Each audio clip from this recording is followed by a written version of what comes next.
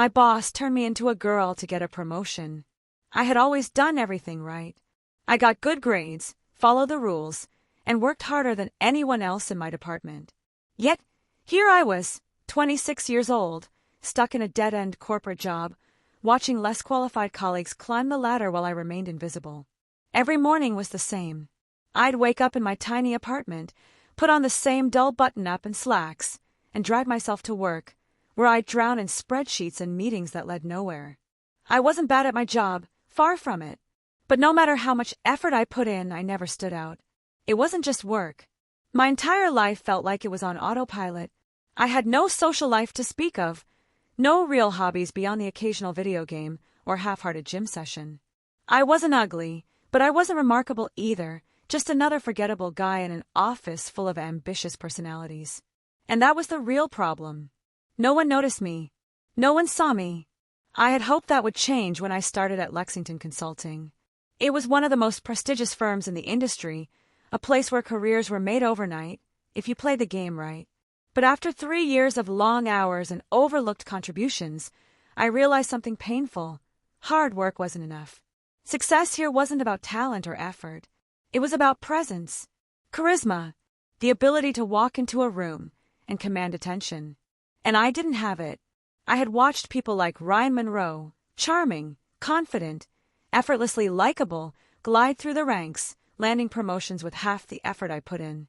I had seen the way Vanessa Sinclair, my boss, dominated every meeting with a single glance. She wasn't just respected, she was feared. I envied them. More than that, I wanted to be them. But I wasn't bold. I wasn't charismatic. I wasn't the kind of person people admired. Or so I thought. Then came the announcement. Lexington was launching an exclusive executive mentorship program, a golden opportunity for one lucky employee to be personally trained by Vanessa Sinclair herself. It was my chance, my only chance, to prove I had what it took. But when I hinted at applying, Vanessa barely looked up from her desk. "Not like this," she said, almost to herself. Then she smirked. But maybe, with the right adjustments. I had no idea what she meant. Not yet. But that conversation, it was the moment my entire life changed. I sat across from Vanessa Sinclair in her sleek, glass-walled office, my hands gripping the edge of my chair. I had never been alone with her before. Normally, she was surrounded by senior executives, her presence commanding every room she entered. Now, she was focused entirely on me, and it was terrifying. "So, you want the mentorship spot?" she said, tapping a manicured nail against her desk. I swallowed hard. "Yes." She leaned back, assessing me. "You work hard, I'll give you that. But you're forgettable, Ethan. You don't have presence. You don't make people stop and listen." I flinched at the bluntness of her words, but she wasn't wrong. "You need an edge," she continued. "Something that sets you apart. Something that makes you impossible to ignore." I frowned. "Like what?" Vanessa smirked. "Have you ever noticed how the people who rise the fastest in this company have a certain charm?" I nodded.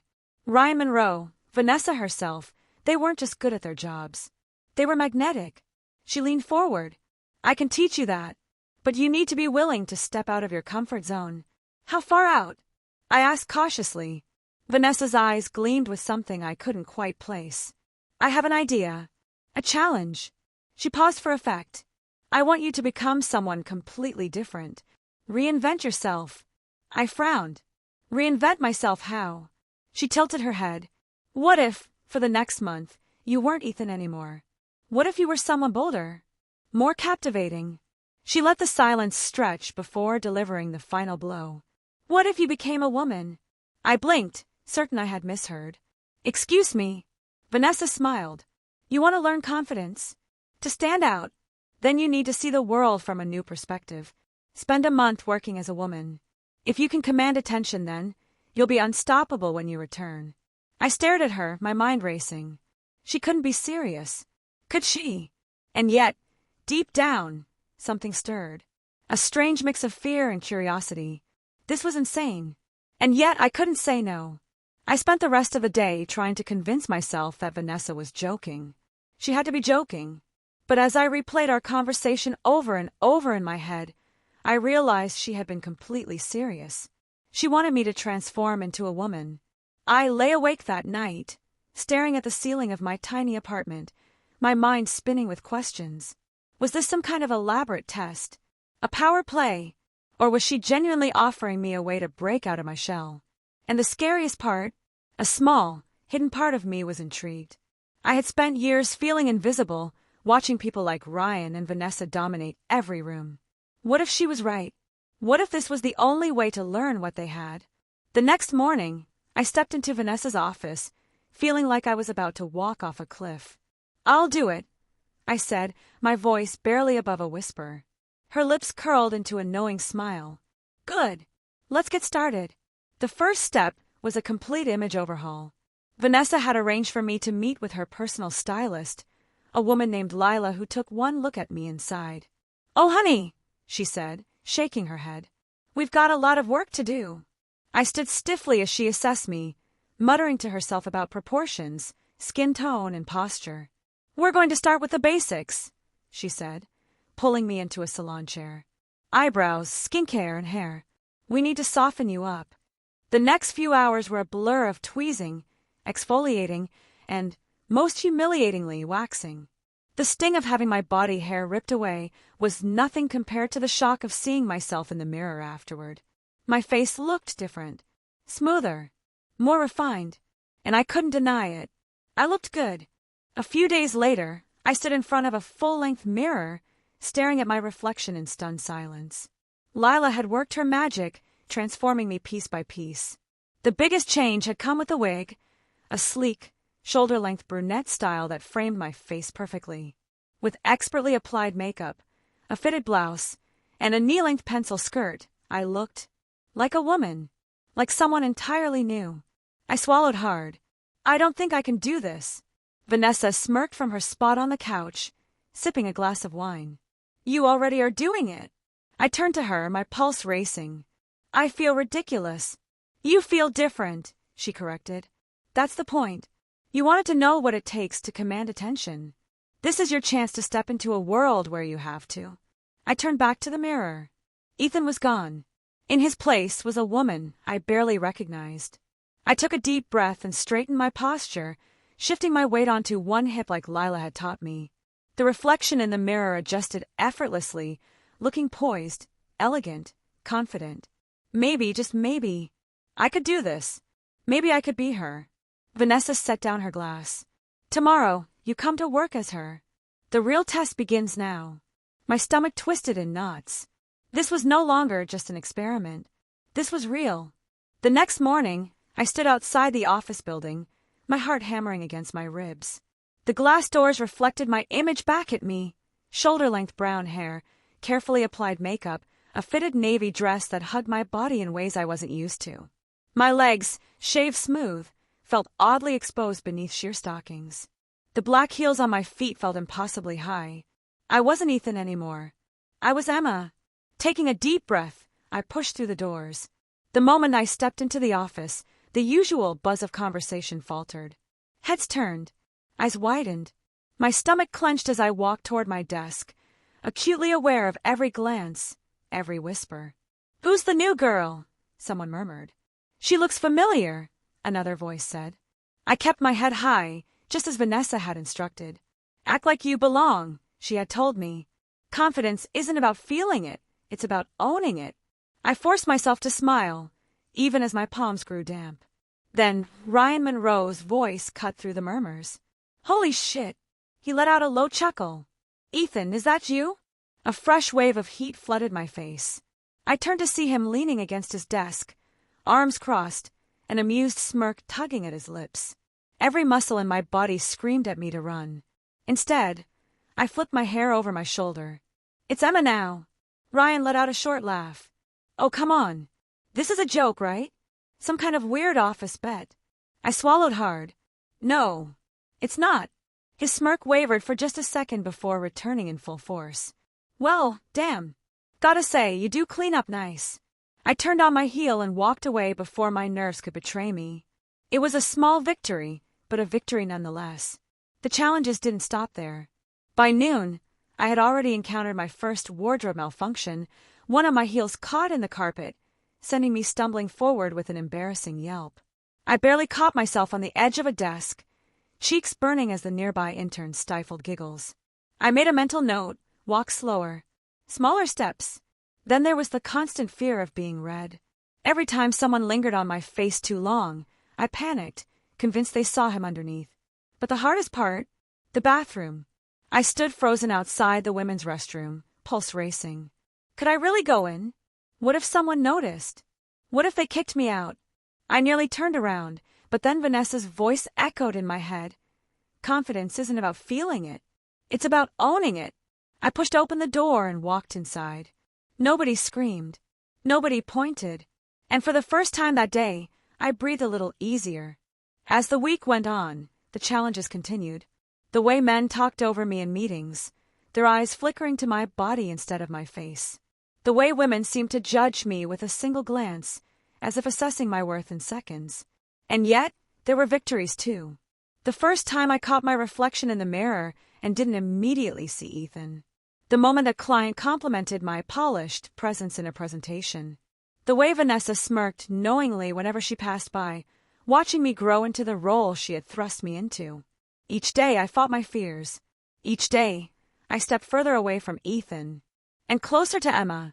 Friday morning, I stood before the full-length mirror in Vanessa's office, smoothing my hands over the silky material of my blouse. The fitted pencil skirt hugged my hips, accentuating curves I hadn't realized I possessed. My hair, once a tangled mess of uncertainty, cascaded in soft waves over my shoulders. My makeup, subtle, sophisticated, framed my face in a way that felt natural. But the real change wasn't in the clothes or the cosmetics. It was in the way I stood, back straight, chin high, shoulders relaxed, not as someone pretending, not as someone hiding. As Emma. Vanessa stood behind me, her arms crossed, a proud smirk playing on her lips. "You finally see it, don't you?" she said. I swallowed, unable to tear my eyes away from the reflection. "See what? That you belong. That this isn't just some act." She stepped closer, her voice softer now. "You look confident. You look alive." A strange sensation bloomed in my chest, pride, relief, a kind of rightness I had never known before. A knock on the door interrupted my thoughts. Ryan peeked in, his usual smirk in place, but this time, there was something else in his gaze, respect. "Boss is looking for you," he said. Then, after a pause, "You look good, Emma." The sincerity in his voice sent a jolt through me. For the first time, I didn't feel like Ethan playing dress-up. I felt like me. The moment of truth came that afternoon.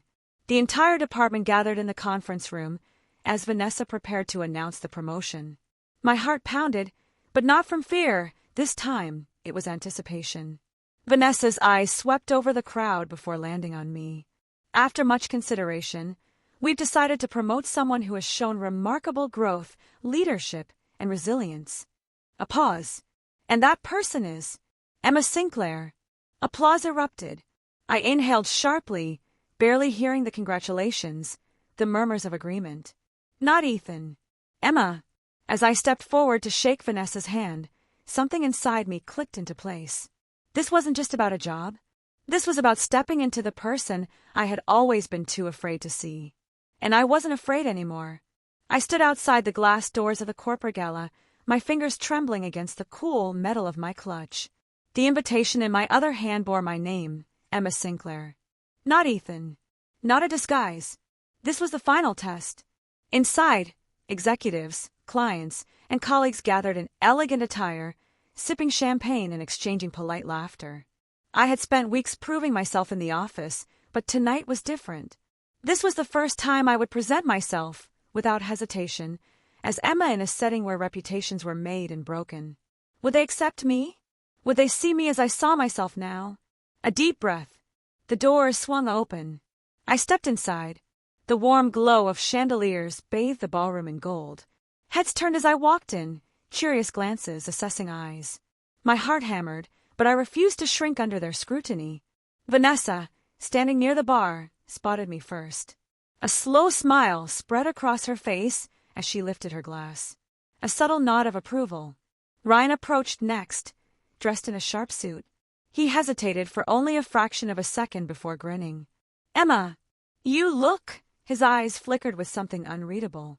You look incredible. Relief rushed through me, but before I could respond, a voice cut through the noise. Ethan! I turned. Mr. Alden, our company's CEO, stared at me, his brow furrowed. He had always been intimidating, a man who valued results and tradition in equal measure. For a second, the fear clawed back. I braced myself for rejection, for disbelief, for the weight of my past to drag me down.